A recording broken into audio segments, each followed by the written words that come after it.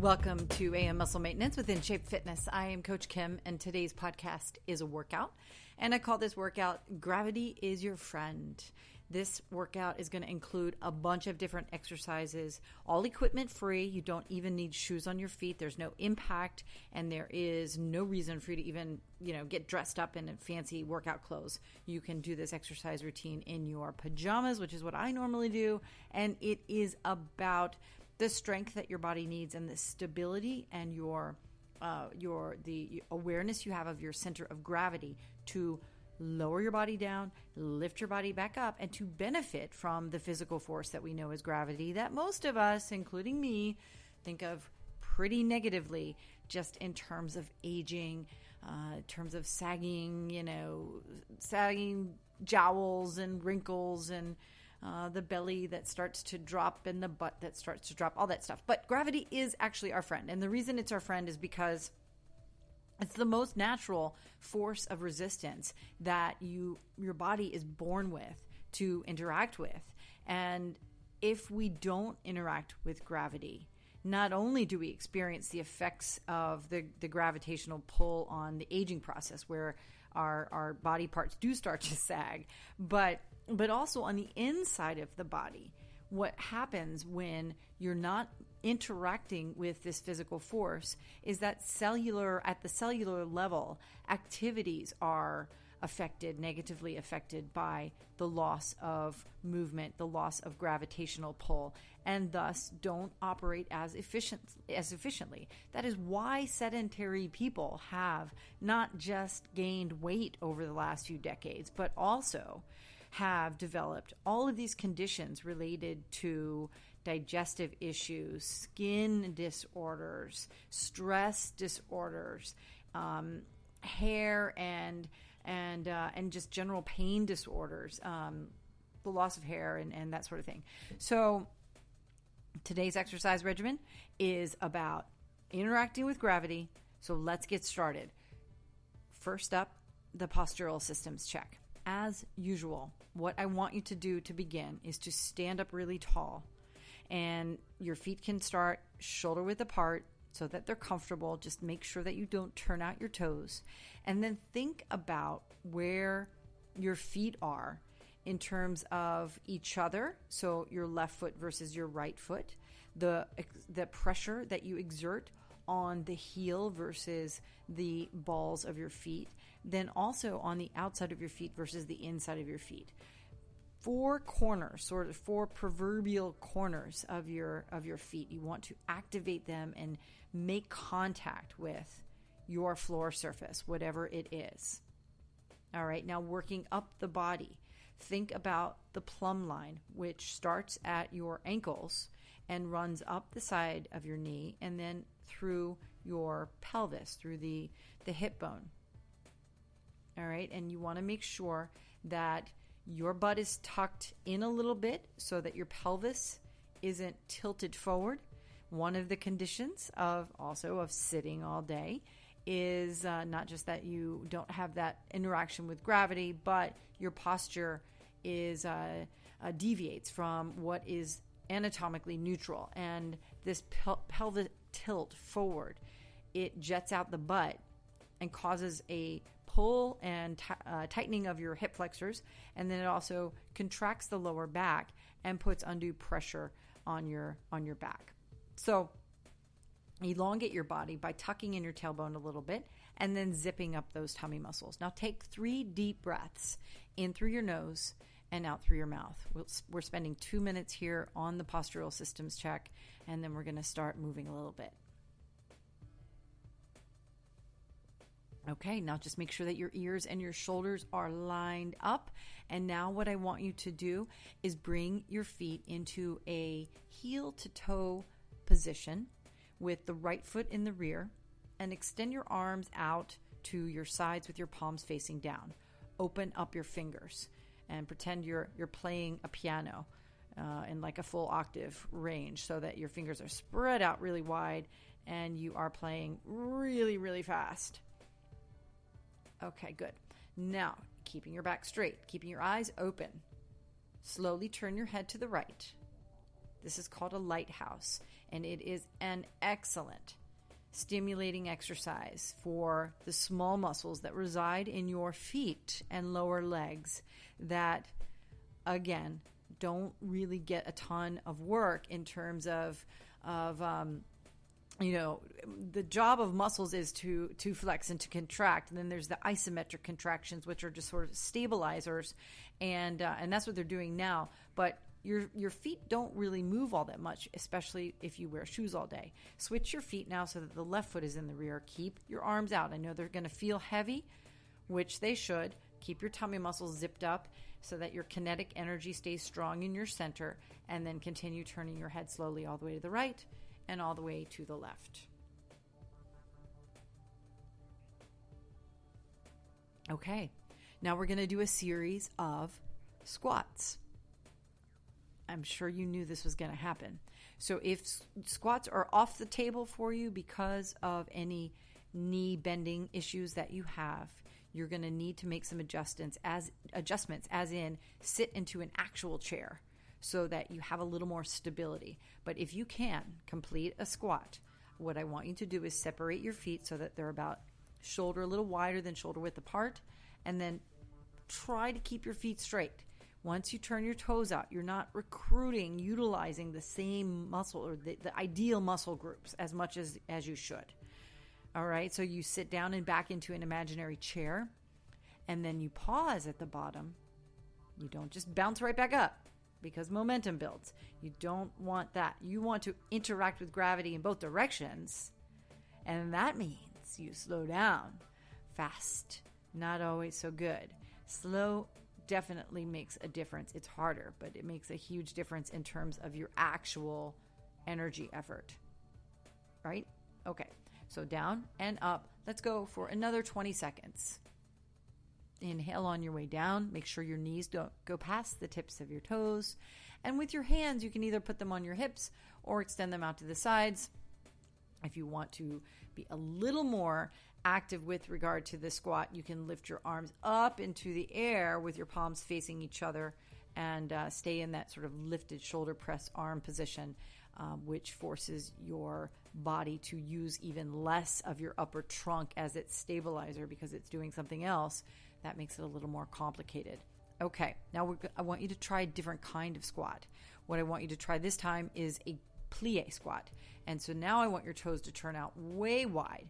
And the reason for this is because I want to activate your inner thighs and a little bit more of the gluteus medius. Your butt muscles, you've got a few of them in there, right? You've got the gluteus maximus, the gluteus medius, and then underneath there's something called the gluteus minimus, and then these other really small muscles underneath that connect the pelvis to the femur on the back of the body. The piriformis and the gemellus, the obturators, those are all little muscles that need to be activated, and we're going to do that on the floor in a few minutes. But for now, we're going to work on those inner thighs a little bit. So you open your feet out really wide, double shoulder width apart with your toes out, and then sit into a squat again. Pause again at the bottom, and then stand up slowly. As you squeeze your butt cheeks as you lift up, you are going to feel quite a bit more in terms of, it's an easier squat to do, but you're going to feel more in terms of the muscles that are weak on your body, which definitely are your inner thighs and then the top part of your butt. Couple more of those. Another 15 seconds. Excellent. 4 seconds left. 3 and 2 and then 1. All right. Now let's try, if you can, one segment here where we do one regular squat and then one plie squat. And then you bring your feet back in together for one regular squat and then extend your feet out. And if you want to go really quick, you can alternate which foot steps out, which foot steps in, or you can go crazy and do a little jump out, jump in as you change your foot position. But it's a regular squat. For the next 30 seconds, sit into your standard squat with your butt sticking out. Pause at the bottom for the fraction of a second it takes you to catch back up and control the movement in both directions, and then alternate to that big plie squat that activates your inner thighs and your upper butt. Last 5 seconds. 4, 3, 2, and 1. Very, very good. Okay. Now we're going to interact with gravity big time towards the end. I always like to finish with icing on the cake, as it were. But today's workout is about being able to interact with gravity. And so a hip bridge is definitely on the menu. That means you got to get down on the floor and bend your knees and put your feet flat on the floor and then lift up your hips. And just like with the squats, we are going to do 2 different variations. One that focuses on your butt, and we're going to do actually 2 versions of that standard variation. And then we're going to do something called a butterfly hip bridge, which again forces the inner thighs to help support the lifted body position. So with the standard hip bridge, you put both feet flat on the floor. And then as you lift up, you want to make sure that your ankles and your knees line up vertically. And now you're in a hip bridge position. So squats are really, really, really incredibly fabulous in terms of basic interacting with gravity. So you're actually interacting with gravity, and that's why your heart rate lifts. It's one of the things that shows you, it should help show you that there are benefits to interacting with gravity, because all you have to do is lower your body down and lift back up a couple of times, and you feel your heart rate start to go a little bit faster. That's because the pressure against the internal components of your body is forcing, and all the use of your muscles that needs oxygen in your bloodstream is created by this up and down movement. So never doubt that your aerobic activity doesn't require a cardio machine. You just have to get creative when it comes to designing the workouts. So in the hip bridge now, if you've just been hanging out in hip bridge, that's what I wanted you to do. I want you to take one more deep breath. And then what I want you to do is the second variation. But in this variation, I want you to lift the left leg up and hold it up. So now your body is being supported just by your right leg in hip bridge. And you're going to lower your body down and lift up for a count of 10. Lower down and lift up. Exhale as you lift up. Inhale as you lower down and up. That's 3. Down and up. That's 4. Down again. Make sure your foot stays flat. You don't want your toes to come back up. All right. Hopefully you're at number 6. And then down and up for 7. 3 more. And 2. And then switch. Now the left foot goes on the floor. The right leg stays or goes up into the air. And again, we're going to lower down and lift up for a count of 10. Keep the left foot flat. Now, I'm not going to count. You're going to count for yourself. However, while you're counting and doing these 10, think about, this is important, the difference in difficulty between the right leg and the left leg. If you are right-handed and you experience a really different feeling on the left leg versus the right leg, then get in touch with my team. I work with people all the time that have something that I call lame left leg syndrome.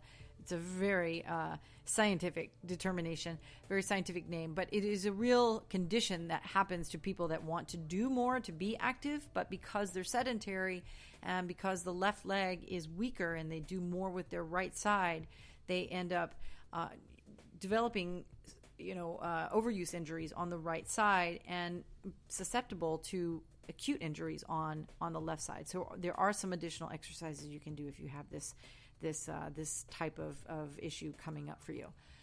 Okay, now we're going to do the hip bridge with the soles of the feet pressed together, and then the knees drop out to the side. So in order to lift your trunk up in the air, with this bizarre leg position, you need your feet to be as close to the butt as possible. And then you lift up. And again, hold. Let's hold for about 10 seconds. Just take a few deep breaths here.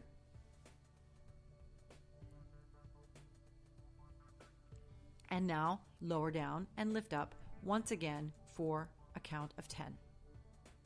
So as you're counting on your own again, inhaling down, exhaling up, I just want to review the exercises we've done so far, because we're going to turn over and do a plank and then a couple of stretches. And then we're going to finish. I'm going to send you off into Never Never Land with your assignment to complete 21 burpees. And I say 21 just because I don't like using 20 as a number.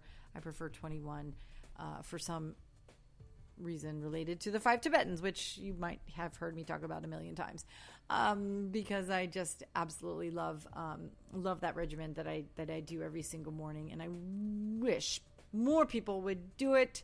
I know spinning around in circles 21 times is not something that I can convince most people to do, but 21 burpees is doable, and they don't have to be jumping burpees. They can be walking burpees. So you're turning over now. You're going to be in a plank on your elbows. It's a forearm plank. Don't make fists with your hands. That creates stress hormone pumping into your bloodstream. You don't want to do that. So flatten your hands out. Make sure that you're staying relaxed, breathing as naturally as you can, and your 30 seconds has started.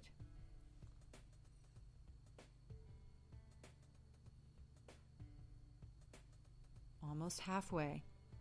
Just squeeze your butt cheeks.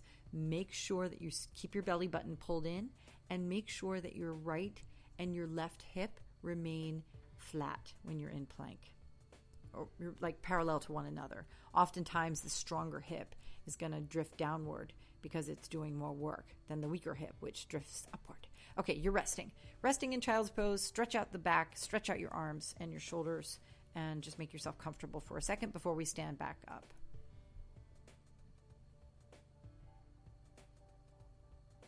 From child's pose, if you're able to lift into downward facing dog in order to stretch out the back of the leg a little bit and your butt, or pigeon pose, that's another great way to stretch out the butt. And listen, I know people abhor really the disgruntled looks on people's faces when I tell them that the thing they should be doing is getting up and exercising in the morning every single day. It never ceases to amaze me how upsetting it can be to someone to hear that, to observe the reactions, to hear the lamentations. But it works. It works in terms of the way you feel during the day, your energy level during the day, the decisions that you make with every sort of opportunity to either, push on through a project that you're working on or a meeting that you're in without some chemical additive, like additional cup of coffee or a couple of cookies. I've done all of those things too, but it does make a difference if you have the day begin with a stimulating set of exercises that you can do that boost your heart rate, activate all the soft tissues in your body, keep the joints in good working range of motion order, and interact with gravity in order to get your metabolism firing.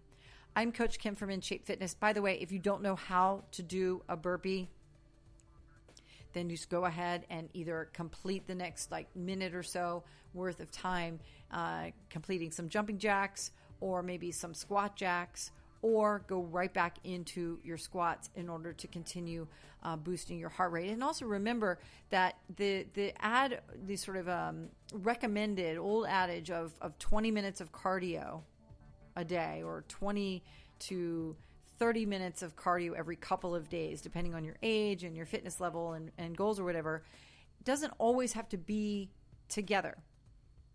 Getting your heart rate up over a period of 2 or 3 minutes at the end of this strength building and stability building exercise regimen is something that you can count. So if you add in taking the stairs in your office, going for a high energy walk or maybe a jog or a bicycle ride, it shouldn't be that difficult to get the movement into your life, into your schedule, without that dreaded trip to the gym.